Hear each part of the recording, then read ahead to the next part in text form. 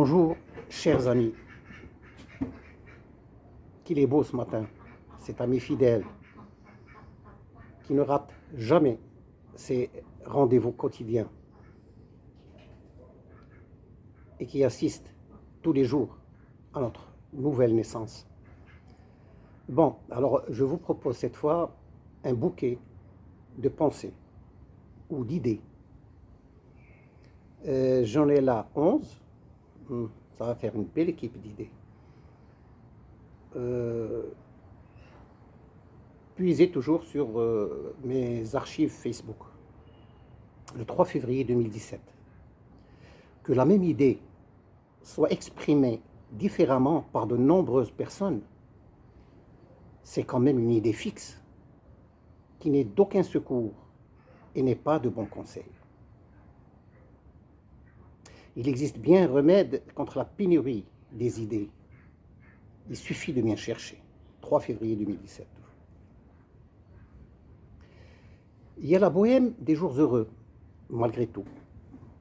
Mais aussi la bohème des jours malheureux, malgré tout. Qu'avons-nous fait de nos jours passés et que ferons-nous de nos jours prochains? Telle est la question. La fabrication du bonheur nécessite un peu de réflexion.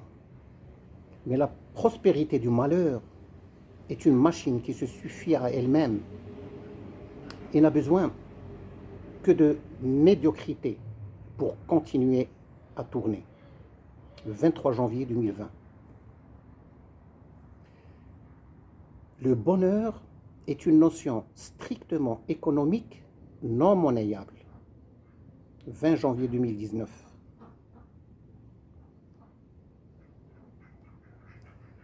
Ce qui fait peur de nos jours, c'est que la politique est devenue tellement claire que les politiciens sont acculés à jouer à visage découvert. Et par conséquent, plus personne ne peut se faire d'illusions quant à des lendemains meilleurs ou s'accrocher à de faux espoirs.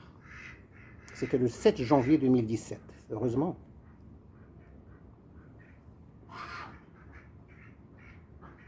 Heureusement que c'est une vieille idée. Malgré les prodigieuses victoires des moyens de communication modernes, le bouche à oreille reste une question sine qua non pour véhiculer avec efficacité l'information constructive.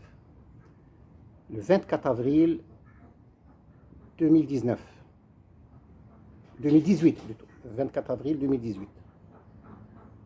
Le meilleur régime, c'est de manger à sa faim. Les gros chiffres doivent être simplifiés. L'économie n'en sera que plus souple et plus réelle. 20 février 2018. Lorsqu'on n'a plus d'espoir, lorsqu'on n'a pas d'espoir en des lendemains meilleurs, on devient dépensier. Et lorsqu'on a peur de l'avenir, on devient avare. Une bonne partie de la crise économique est d'ordre psychologique. Il ne faut pas aller chercher trop loin. Voilà.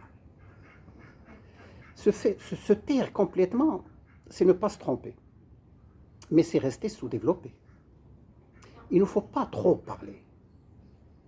Mais il est nécessaire de parler un peu.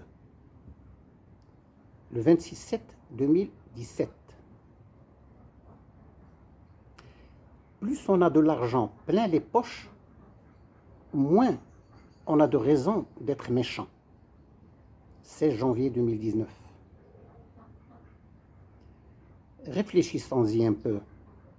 C'est comme qui dirait « J'en ai marre de devoir tout vous dire au détail près. Faites un effort, s'il vous plaît. » Alors là, c'était le 28 novembre 2019. Ce sera tout. Bien le bonjour. Et à très bientôt. Si nécessaire ou possible. Enfin, j'espère bien.